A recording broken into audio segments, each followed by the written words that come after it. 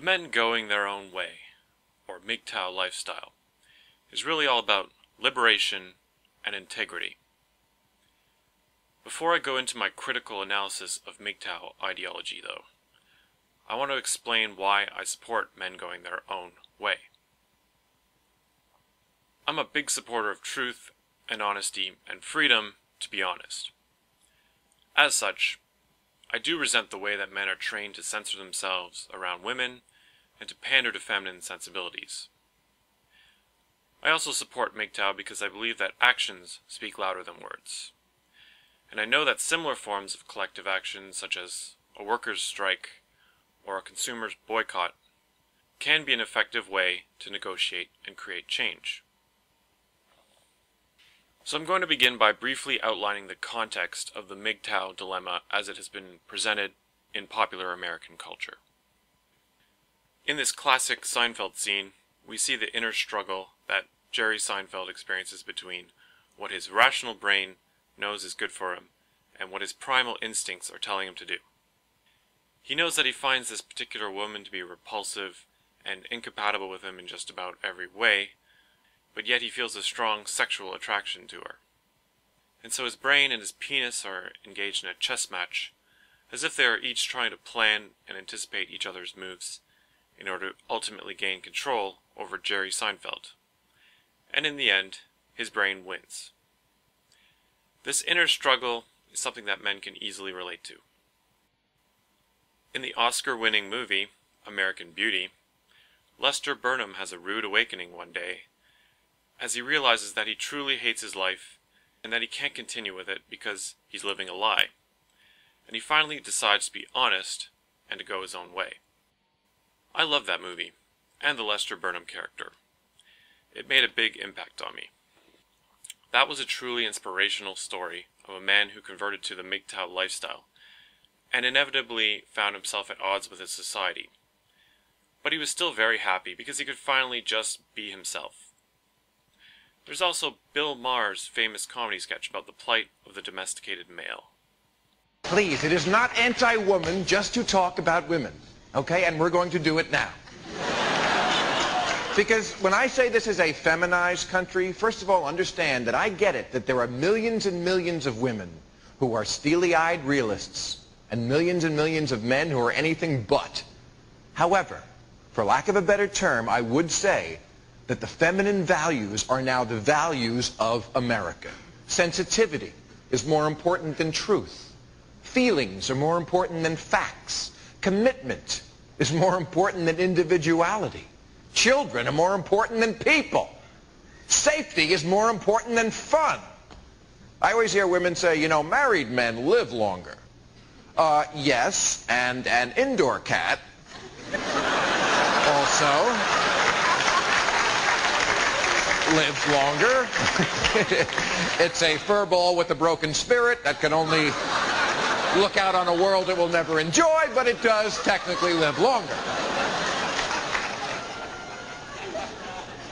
See, this is very personal to me because I'm like the last of my guy friends who have never gotten married, and their wives, they don't want them playing with me. You know, I'm like the escaped slave. I bring news of freedom. You know, it's not a good thing to have me around, you know. Keep the husbands in the dark. They're happier that way. But, you know, all my married friends, I knew these guys when they were young, and they were Mustangs. They used to do whatever they wanted, whenever they wanted, and now they are not Mustangs. They're that horse in Central Park with the blinders on, you know, just going around in a circle in a cloud of flies and sitting in a bucket, you know, just... So I know women don't have it easy in America, but it is sort of politically incorrect just to be male in this country now. I mean, look at television. Look at any sitcom. The wife is always brilliant and ethereal and right about everything, and the husband is always a dumb fuck lucky to have found her. The only smart men on television are Frasier and his brother, both of whom are gayer than Little Richard's underpants. So, I understand that women suffer, but I don't think it's as much publicized that a lot of men in America are living lives of quiet desperation, lobotomized of their libido, anesthetizing themselves with sports and pornography, and living in an Orwellian world where we have to pretend to concur with the woman's point of view. On any TV show in America, if somebody got up there and said, you know, women are smarter than men, automatic round of applause. If somebody said men are smarter than women, you'd be booed off the stage. I mean, what does that tell you about our culture, that we have to pretend that one sex is smarter than the other? Women are smarter than men. If women ran the world, there'd be no wars. Being pregnant is sexy. You know, just a whole roster of things that we don't really believe, but we pretend to believe because it's easier to make women nod than to live in the doghouse. As I've said, I'm a huge supporter of truth and freedom, and that's why I support MGTOW. However, for the exact same reasons, I'm very critical of what I'm going to call the MGTOW ideology, or the MGTOW philosophy as it's known by its adherents. This is mainly the ideas of Barbarossaaaa, Stardusk, and their thousands of fans and followers. I could thoroughly refute this philosophy, and I think that would actually require that I make a whole series of videos. But first and foremost, I need to sketch the outlines of this philosophy in order to define it, characterize it, and add a little bit of context and analysis, just so that I'm perfectly clear about what I am talking about. This video is long enough as it is, but if you still want me to attempt a thorough refutation, just ask. As I said before, the MGTOW lifestyle is all about liberation and integrity. And this particular liberation requires two important activities. It requires saying no and giving up hope. This means saying no to women, saying no to being their provider, their protector, and their lawfully wedded husband, their pet, their slave, their succor, their white knight, their enabler, their hero, their sidekick, their ego booster, etc., etc. It also means giving up on the fantasy of a happy, stable marriage with 2.5 kids, a dog, and a white picket fence, a satisfying sex life, and just about everything that is considered to be traditional. These two activities are something that most men struggle with, so they require some form of additional motivation. At this junction, you do need a reason to be MGTOW, but you really don't need a reason not to be MGTOW. This ideological side of MGTOW is there to supply that missing motivation and rationale. And this can be broken down again into two basic types of reasons. Individual reasons, this is how I benefit from being a MGTOW. My own safety, my own freedom, my own happiness, my own integrity, my own fulfillment. This way, I don't end up as another empty shell of a human being, another wage slave, or another suicide victim. Perhaps I should explain what a wage slave means in this particular context. A wage slave is one of those countless, unfortunate, divorced men who have kids that they aren't allowed to see and are forced to work, but can't keep the vast majority of their income due to taxes, child support payments, and alimony, which all goes to support a family that the man has been completely alienated from. And in addition to that, it goes to support millions of single mothers that the man has no relationship with, and who have been effectively bribed by government policy to kick men out of their lives and the lives of their children. Wage slavery is alienated labor. Which brings me to the second type of reasons. These are collective reasons. This is how we benefit as a group from being MGTOW.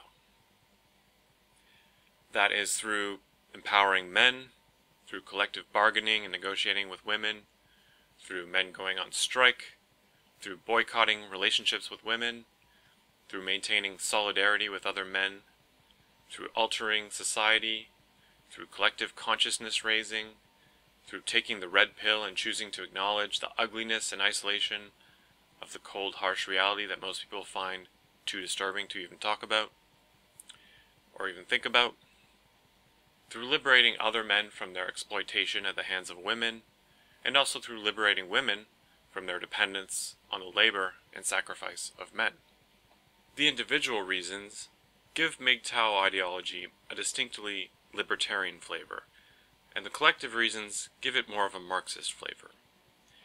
That shouldn't be too surprising to anybody. MGTOW ideology is a mix of left and right, individualism and collectivism, and it's strongly opposed to both conservatism and feminism. There's also some tension and confusion about what the MGTOW stance really entails, because while male liberation and male solidarity are quite different goals, they're not opposites either.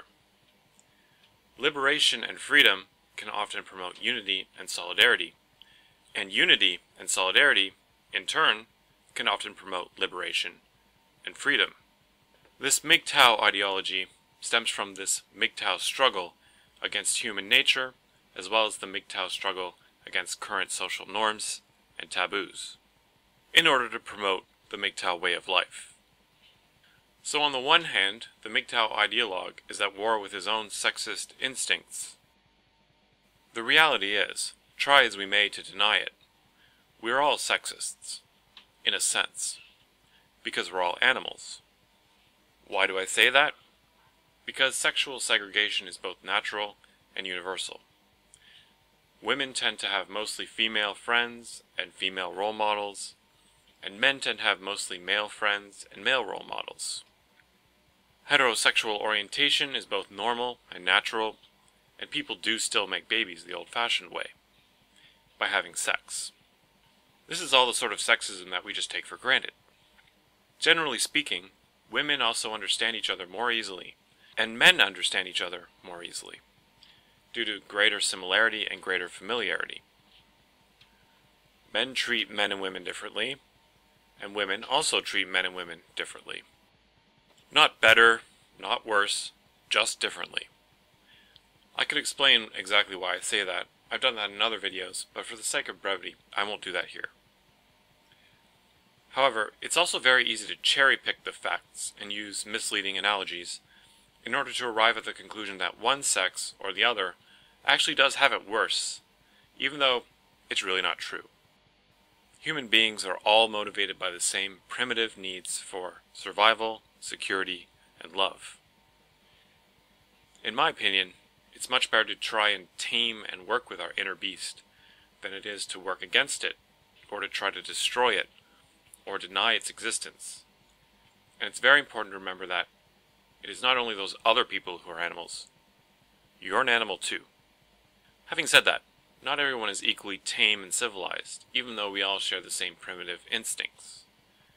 It's really not fair to paint all people with the same brush, because our most primal and immutable motives and intentions are irrelevant when it's our culture or our actual behavior, and not our drives, that really should be the subject of scrutiny and judgment. But civilization is not necessarily the goal for MGTOW ideology, because the MGTOW ideologue is also at war with cultural norms and expectations, which they see as being set up to primarily benefit women at the expense of men. And this is very similar but opposite to the radical feminist view of society, which they call patriarchy. With that in mind, I'm now going to list the core elements of what I see as the MGTOW ideology, as best represented by some of the most popular and influential MGTOW vloggers, like Barbarossaaaa, Stardusk, and ThatCynicalCynicism. Those core elements are essentialism, sophistry and pseudoscience, gynophobia and misogyny, projection, and apathy and nihilism. The first element of MGTOW ideology is essentialism. All women are like that. This is just a meme which can have many different meanings. Ideological MGTOWs want to describe and explain the female behavior that they've witnessed, but they need a sense of certainty in the face of people telling them to reconsider being MGTOW. They will hear people say, "Some women are marriageable, you just need to find the right woman." Or, "Your bad experiences are a result of your poor choices in women." And some of them will claim that women have the power to choose their partner, but that men don't have that power, or that men have less power to select a mate than women do. This is a poorly conceived notion that can very easily be refuted with a little bit of common sense and some mathematics.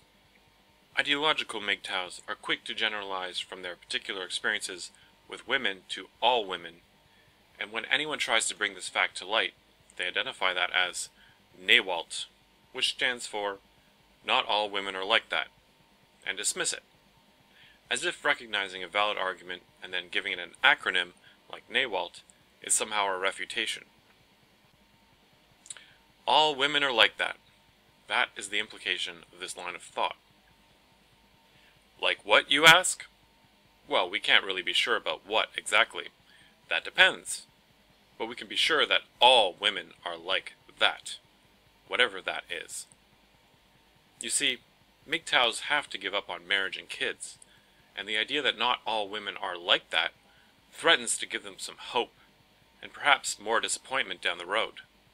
Therefore, the idea that not all women are like that needs to be aggressively rejected. It's that simple. But just for the record, not all MGTOWs are like that. For example, Razorblade Candy, Snake Plisskenist, Bernard Chapin, Grumpy Old Man, and Doom Rules are not like that.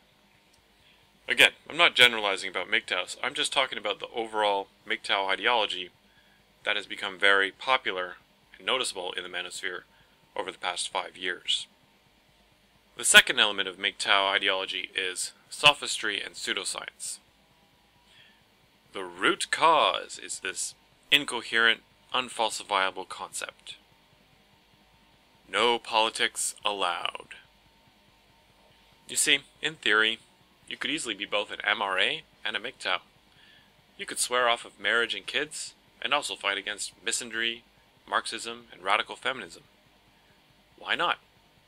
You could fight against the system on both the political level as well as the personal level. In theory, but once you add the human element, it becomes much more complicated.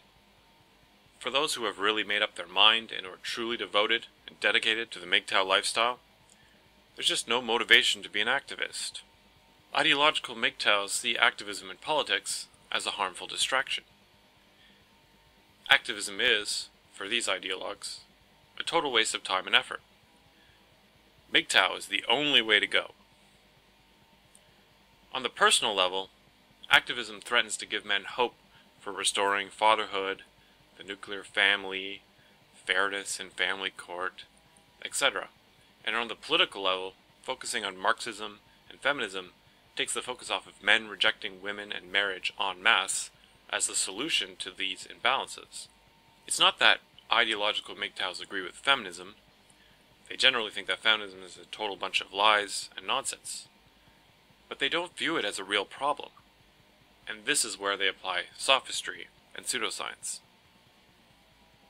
One common ideological MGTOW perspective is that scientific and technological advancements, such as, say, the birth control pill, washing machines, computing power, guns, and convenient and affordable energy, are responsible for all of the social, political, and economic changes that feminism has often wrongly taken credit for or been blamed for. Also, according to this perspective, political ideologies like feminism and Marxism in particular, and political activism in general, can take no credit and no blame either for modern society, for women entering the workforce, for the current divorce rate, for the breakdown of the traditional nuclear family, for fatherlessness and single mothers, for misandry in the family courts, or for anything at all. But if you make a convincing case that feminist ideology really has had effects on society, then ideological MGTOWs still have an out. They will say, okay, you're right, feminism is very powerful and influential, but feminism itself is merely a product of culture, technology, and human biological drives. Therefore, the confluence of culture, biology, and technology are the root problems, and feminism is merely a symptom of a deeper problem. Gynocentrism, they say, is like a hydra with multiple regenerating heads, and feminism is but one of its heads. If you were to cut off one of its heads, it will just grow another one. Therefore, getting rid of feminism won't actually solve any of the problems that we're seeing. And what we wrongly identify as feminism is somehow a mere consequence or a manifestation of latent gynocentrism, gynocentrism in our evolved instincts, and gynocentrism in our culture. Except that there really is no Hydra. Gynocentrism is just like patriarchy theory. Nobody wants to define it to the point where it could be falsified. But yet, they feel free to use it to explain everything that they see. It's basically the idea that men's interests are subordinate to women's interests, and that men are exploited as a class by women. This Hydra, just like the real Hydra, really is a mythical creature made up of half-truths and misconceptions. Just as with patriarchy theory, it explains everything and nothing at all at the same time. Since ideological MGTOWs believe that the world is gynocentric, anything that could be said about the world can then easily be attributed to its gynocentrism. Therefore, this is unfalsifiable pseudoscience. Some ideological MGTOWs also claim that women support feminism because they benefit from it, and that all women benefit from feminism as yet another tool to exploit men with. Regardless, ideological MGTOWs want to focus on the power and responsibility of women, so that the conversation is about gynocentrism instead of feminism.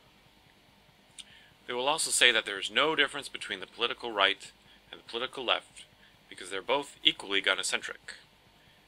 Gynocentrism is everywhere. It's in everything. Another common ideological MGTOW argument is to say that society is so thoroughly gynocentric that the men's movement will never catch on or accomplish anything, because most people will not support anything that is perceived to contradict their gynocentric value system, and so they will never prioritize the interests of men. Personally, however, I don't think that a successful men's movement requires any general prioritization of the interests of men. This sophistry depends on the fact that the world is complex and all events are highly interdependent. It is very easy to find, or even just imagine, all kinds of causal connections. But there are often multiple causes and contributing factors behind any given phenomenon. There's rarely any good reason to rule out one causal factor just because you found a new one. However, the only causes that are worth paying much attention to are the ones that you can easily influence. And we can't change our biology. Now, the third element of MGTOW ideology is gynophobia and misogyny. Protecting men from women. Never trust a woman. Women are your enemy. Ideological MGTOWs promote the idea that men and women just can't get along, that there's just too much conflict, that the sexes are too incompatible and too different, that they just can't understand each other, and that women don't really care about men, that women just want to use men, destroy men, and discard men. Barbarossaaaa and Stardusk have been the most popular and influential ideological MGTOWs on YouTube for a number of years now. These people are far from fringe or extreme voices. They're about as mainstream as it gets. I could summarize Barbarossaa's opinions and attitudes towards women, but I'd rather just let him speak for himself. Many MRAs don't fully understand what the concept of gender war is all about and what it fully entails. So tell me, Barbarossaaaa, what does a gender war really entail? Avoid relationships. Why would you step into a voluntary war and fraternize with the enemy? And yes, women are your enemy. I'm sick of pretending that women aren't the enemies of men just because most of them have been deceived into accepting feminism. I'm not buying that. The bottom line is, never trust a woman. This is not the so-called misogyny that a feminist will easily find whenever someone challenges their propaganda. This is not the so-called misogyny which has been defined by Wikipedia as the objectification of women. This is the real thing. Some of the reasons that ideological MGTOWs give to justify their attitude towards women are female hypergamy, which boils down to the idea that women have unrealistic expectations and are never satisfied, and will eventually either ditch their man, cheat on their man, or try to change their man. Brifo's law, which is, where the female derives no benefit from the male, no association takes place. the assumption of female parasitism, in other words. Male disposability, the implication being that you are the only one who is actually taking a risk when you enter into a mutual partnership with a woman. Hypoagency, the idea that women refuse to be held responsible and accountable, and that automatically makes you, the male, the scapegoat in waiting. And gynocentrism. In other words, women might say they want equality, but in reality, they fully expect preferential treatment, and that comes along with female privilege and a female sense of entitlement. They also insist on framing problems as us versus them, where men are the us, women are the them, and where women exploit men. And they often insist that women should not be allowed into the men's rights movement, even though they don't support the men's rights movement to begin with, just because they don't trust women. Now I understand that many of these guys have been burned really bad, and scarred, and that they've been through the kinds of traumatic experiences that would drive a normal, sane man to commit suicide. I understand that, but I still don't share or promote their perspective, because I really don't think that this perspective is helping or enlightening anybody. The fourth element of MGTOW ideology is projection as protection, dismissing all dissent. I've noticed that when someone like me challenges any aspect of this ideology that these ideological MGTOWs embrace, they tend to react by projecting motives onto their opponent. You're a white knight. You're thinking with your dick. You're a traditionalist. You must have a tradcon agenda. What are you so afraid of? All I'm doing is going my own way. Why does that threaten you so much? You're afraid of MGTOW. You're concern trolling. You must be very upset. That tells me I must be striking a nerve. Gee, I'm getting negative reactions from people. This must mean that I'm right. They really seem to be convinced that they already know everything. So, unfortunately, there's really no point in trying to argue or debate with them. They'll just assign a straw man position to your argument and dismiss what you have to say. This is how they build and maintain their echo chamber, their bubble, their safe space, if you will, or more aptly, their spaceship, which takes them progressively further away from planet Earth. The fifth element of MGTOW ideology is apathy and nihilism. Don't be an activist, be selfish. Look after number one. We don't care. Ideological MGTOWs will often claim that they don't care, which is actually a very difficult thing to prove. They will also try to prove that they have nothing to prove. They make it known that they feel no obligations, that they don't want any burdens, that they really can't be bothered, that they don't owe you any arguments or explanations, and that they just don't care what you or anyone else thinks. The I don't care mantra is a recurring theme amongst ideological MGTOWs, and this goes along with the I have nothing to prove argument and the why do you care argument. They will often say that they don't care about political correctness or how they are perceived by the masses. They will claim to have nothing to lose and not to be concerned about their society. They will say, I'm not your janitor. It's not my job to clean up your broken society. And they understand one basic thing. They understand that not caring is ultimately what frees people from outside influences, from being used, manipulated, and controlled. Some of them endorse helping by refusing to help, or refusing to be a hero, but others really just don't care. Some of them endorse going galt, or going on strike by refusing to lift a finger for society. Some will say, why should I care about society? Society doesn't care about me. In other words, some see themselves as having a reciprocal relationship with society in general, and they want to opt out. Of course, that's not how society actually works. Society is not a reciprocal relationship between each individual and itself. It's merely the end product of countless reciprocal relationships between individual people. And some of them will say that that is what MGTOW is really all about. going your own way and hating your society, and being a true rebel by wholeheartedly embracing and endorsing apathy and nihilism. My answer to the question of why do you care is because I do. Why do you care about my reasons for caring? So in conclusion, I fully support the MGTOW lifestyle and the MGTOW movement, and I wish MGTOWs all the best in their endeavors. But for obvious reasons, I don't agree with the essentialism, the sophistry, the misogyny, the projection, and the apathy that I see prominent MGTOW ideologues promoting. Now on to the topic of Paul Elam. Is Paul Elam a MGTOW, even though he's married? Well, I think if you're already married, then that just means that you can't really prove that you're MGTOW by going on a marriage strike, and you're not setting a good example. If you happen to be single, and you're planning to get married, then you clearly can't be a MGTOW. But if you're an old man who's been married for 30 years, then you can easily become a MGTOW without getting a divorce, because there's hardly any point in getting a divorce if you're already at that stage in life.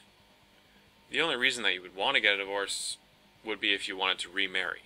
So yes, I think that Paul Elam could be both married and a MGTOW, as long as he's not planning on getting married again. Even though he clearly wasn't MGTOW at the time when he originally decided to get married. So that's my 2 cents on that.